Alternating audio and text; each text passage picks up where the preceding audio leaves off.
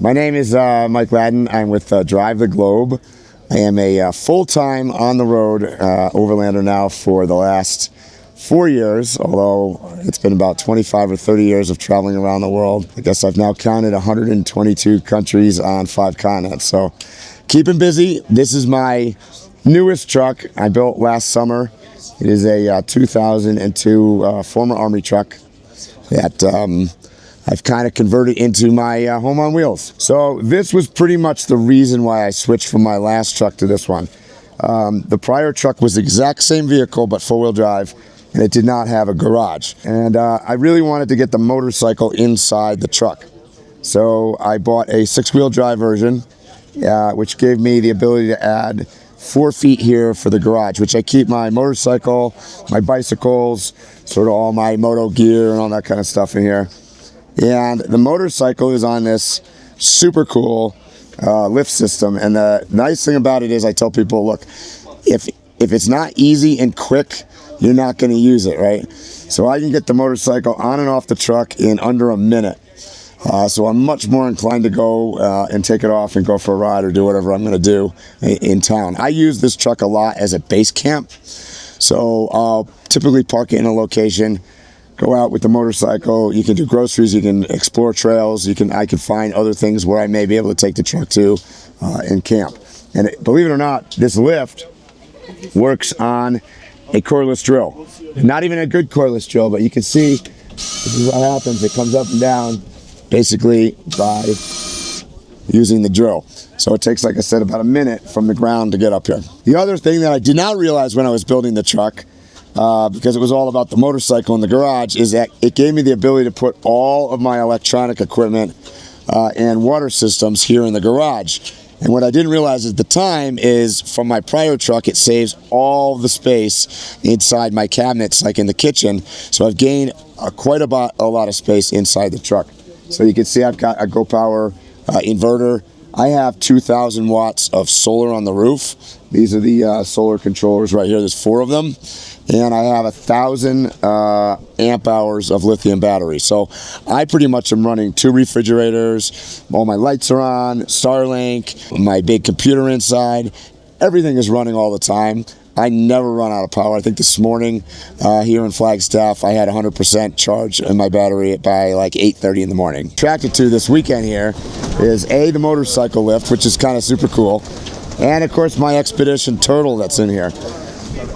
This is inside my truck, largely the same as my last vehicle. I have learned over the years, because I was originally a Land Rover guy and drove across Africa with a rooftop tent. I've done the back of the truck thing, I've done van, I've done a trailer, I've done all of that kind of thing.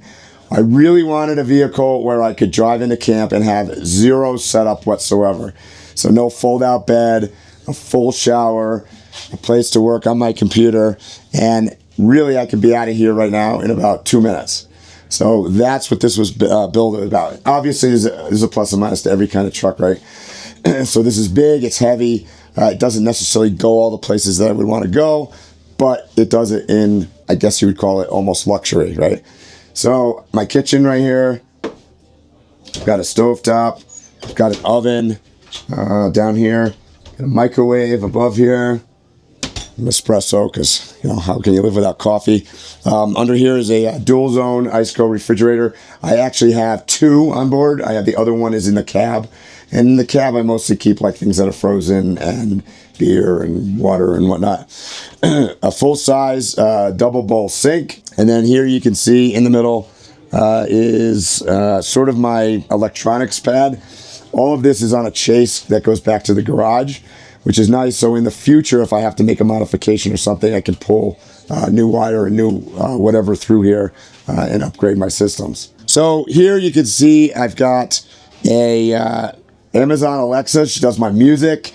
I have a weather station. My iPad here is a touchscreen. This controls all my lighting through Garmin power switches. And these are the controls for my batteries and my solar up here. And then if we make our way down this way, one of the things, like I think I mentioned, I wanted a real shower. So this is a full-size glass storage shower, and the toilet, water closet, if you will, bathroom is separate. So it's a dry bath. On this side over here, we have a sort of wardrobe system, which is nice because you can have, hanging things and pull out drawers, just like you would in a house, shoes underneath. All of this stuff, by the way, and I get flack online sometimes, all of it is IKEA cabinetry, believe it or not. Because one of the things about this build I want everybody to know out there is that I try to do it in an economical fashion. These military trucks are fairly inexpensively to get. And obviously I've self-built it, so it's not, you can certainly go out and find per square foot builds that are cost a whole lot more money, right? I've got a bed back here. That's the Dometic air conditioning system in the ceiling. All the components on board the truck, because I mostly cook outside on the Tembo Toscado, runs on propane, so I decided to go with a propane-fired hot water heater, propane heat, and my my kitchen here is also propane. All right, so thanks for taking a quick tour of my truck with me. Once again, Mike with Drive the Globe. You can follow me online at Drive the Globe on YouTube, Instagram, Twitter, TikTok, and all of the other things. So hope to see you guys out on the road somewhere.